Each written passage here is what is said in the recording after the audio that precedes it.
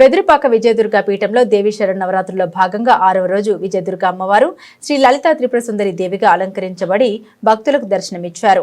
వేద పండితులు వేకువజాము నుండి అమ్మవారికి అభిషేకాలు, వివిధ పుష్పార్చన, లలిత అష్టోత్తర సహస్రనామాలతో కుంకుమ పూజలు నిర్వహించారు. పీఠానికి పెద్ద సంఖ్యలో మహిళలు వీచేసి సామూహిక శ్రీచక్ర అర్చన చేశారు. పీఠాధిపతి గాడ్ అమ్మవారి మహిమను వివరిస్తూ ఆధ్యాత్మిక ప్రసంగం చేశారు. భక్తులకు శుభాశీస్సులు అందించారు. డాక్టర్ మల్లా ప్రగడ శ్రీమన్నారాయణ లలితా త్రిపుర సుందరి దేవి మహిమను వివరించారు. విజయదుర్గ సేవ సమితి ఆధ్వర్యంలో భారీ అన్నప్రసాద వితరణ గావించారు.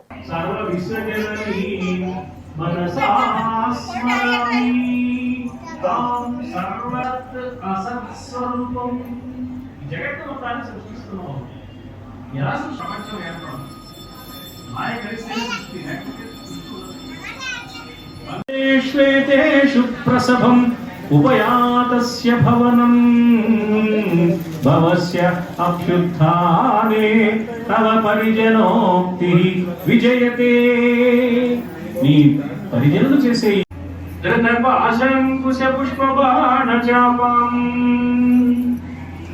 రాగమే అమ్మవారి చేతిలో పాశంగా ఉన్నది, క్రోధమే అమ్మవారి చేతిలో అంకుశంగా ఉన్నది, మన మనస్సే అమ్మవారి చేతిలో చెరక్కడ విల్లుగా ఉన్నది.